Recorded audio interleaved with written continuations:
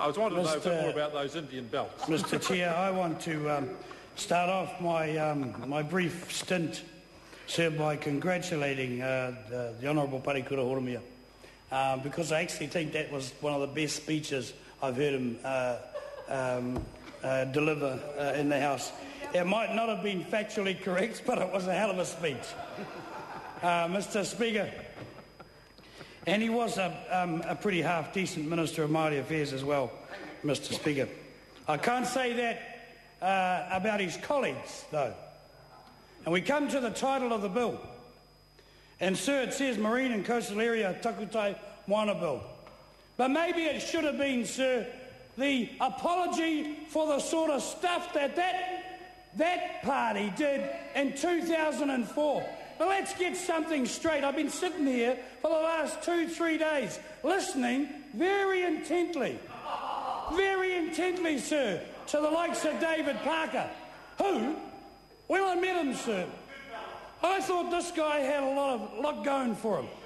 I thought he was actually going to be the leader after Helen Clark.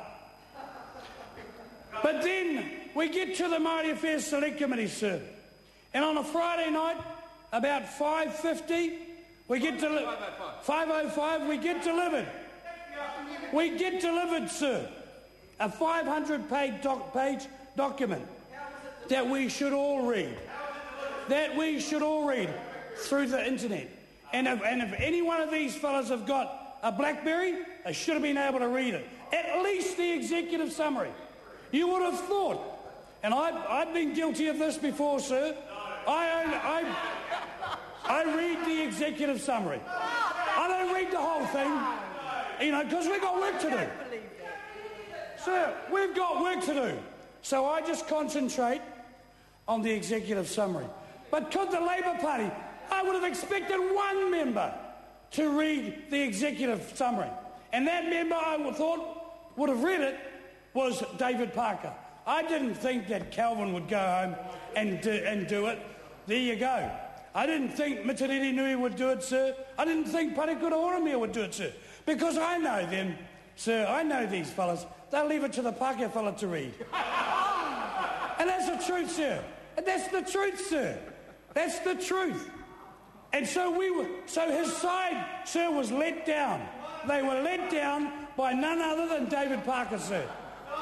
None other than David Parker, sir. Now, I've heard all sorts of stories in this debate about the... Sir, but I want to say this to all those people across the way that have been referring to waka jumping and this, that and the other thing through this whole debate. But I want to remind the House, sir, in fact I want to school the House up on what Takutai said, sir. That great Rongo Whakaata leader, sir. He said it might be a different waka that we all travel in, but the landing place is the same. And, sir, you get from that is that, okay, in their mind's eye, the Labour Party, in their wisdom, in 2004, put through this House a bill that wasn't particularly good. 50,000 people came knocking on the door to tell them it wasn't a good thing. Within 2 to 3 hours after the Court of Appeal decision had been made, politicians jumped on it and actually created a mess that they really couldn't get out of. And so I'm heartened to hear the Honourable Marion Street not once but twice apologise. And that's all. As far as I'm concerned, that's all I ever wanted from the Labour Party was an apology. And if that's the apology, at least I thank you. I know David may have been first, but I'd rather give it to Marion. But, sir, rejoin? What do you mean rejoin? To rejoin, one must have been a member. I've never been a member of a foolhardy group, sir. But, sir, no, never. Let me tell the House, sir, I digress, because I've been challenged. I have been challenged.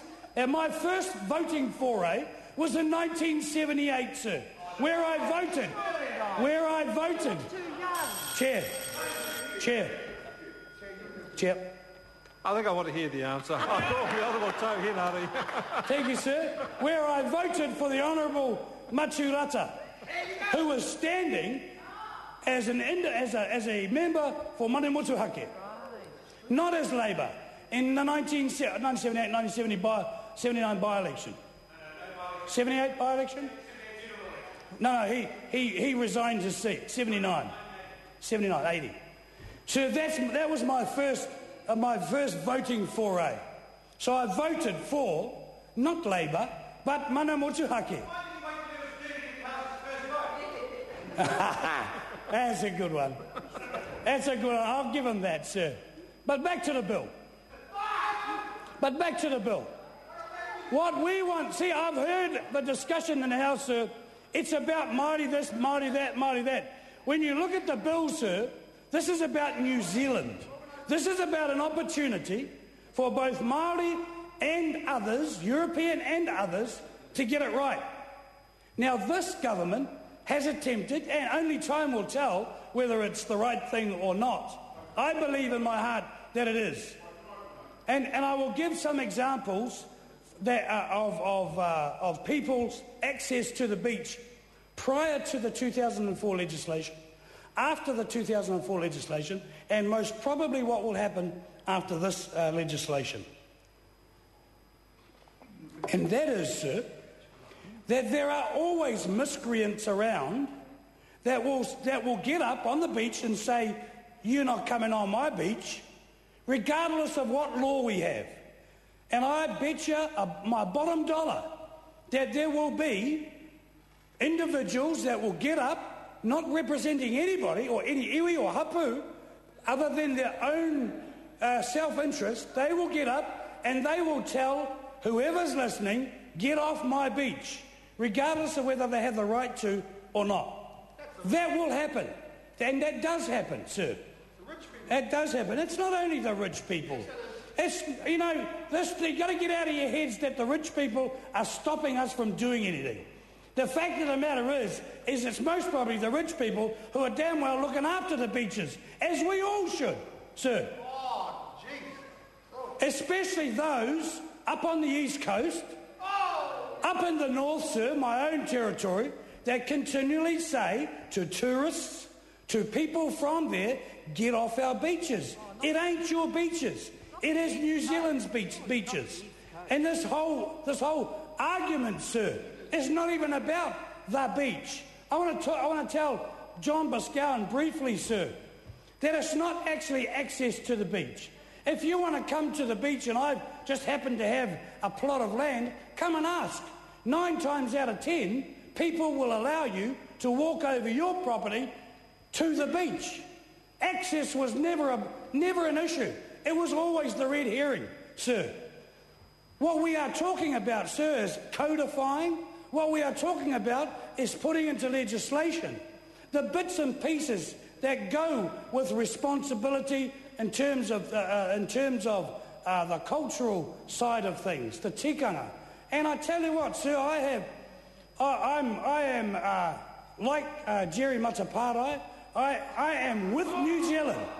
I am with New Zealand. I back New Zealanders, the majority of New Zealanders, both Māori and Pākehā, to get on well, to actually have their barbecues on the beach, to have access to the beach, to protect wāhi tapu, to protect those areas that mean a hell of a lot to us, sir.